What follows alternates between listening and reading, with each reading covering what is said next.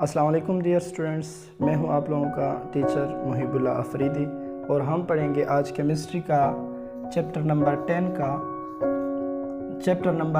10 class 10 का acids, basis and salts के बारे में।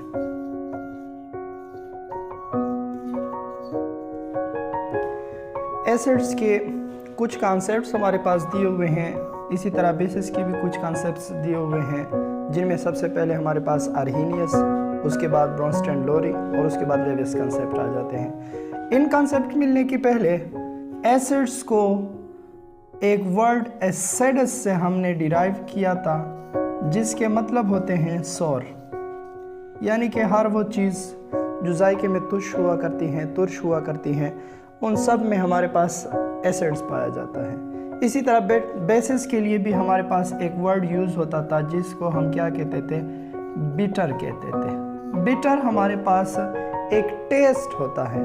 तमाम वो चीज़ें जिनका टेस्ट बिटर हुआ करती थी, हम उनको एक बेस कहते थे। इससे पहले हमारे पास कोई आइडिया, कोई प्रैक्टिकल वर्क नहीं था, लेकिन एक साइंटिस्ट आया जो सबसे पहले हमारे पास, उन्होंने एसिड्स और बेस के कुछ कॉन्सेप्ट हमें बता दिए। वो थे आर्हेनियस। आर्हेनियस ने हमें एसिड्स की कुछ इस तरह की डेफिनेशन बताई, कुछ इस तरह के उन्होंने प्रैक्टिकल वर्क बता दिए कि तमाम वो चीज़ें, दो substances which dissolve in aqueous solution and give proton substances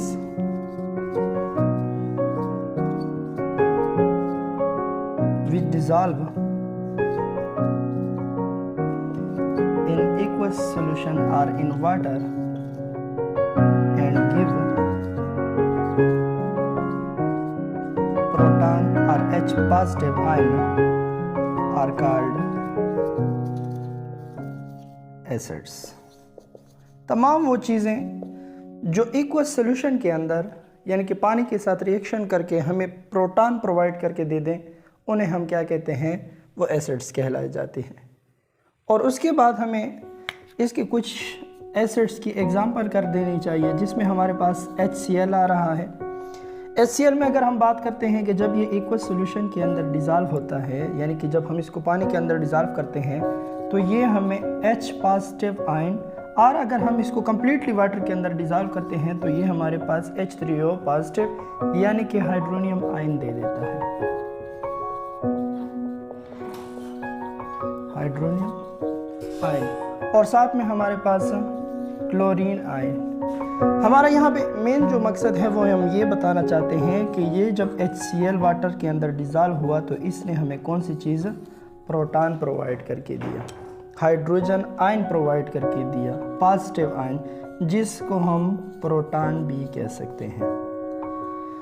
proton देने वाली तमाम वो चीज़ें एसिड्स कहलाई जाती हैं जो एक्वस सॉल्यूशन में, यानी कि वाटर के अंदर डिज़ॉल्व हो जाती हैं। उसके बाद हमारे पास आर्हेनियस का जो बेसिस के बारे में कॉन्सेप्ट था, वो कुछ इस तरह था कि substances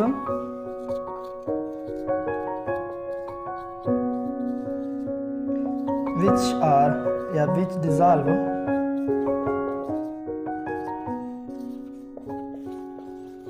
in water and give hydroxyl ion are called bases।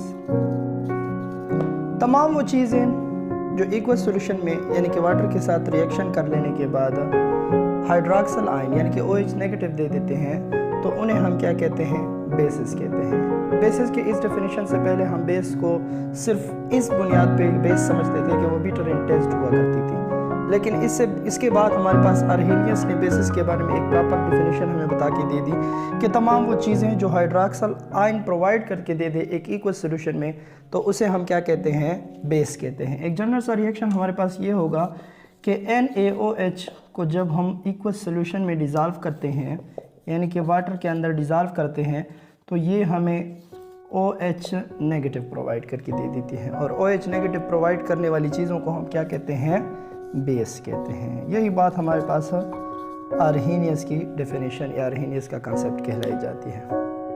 विद्राम।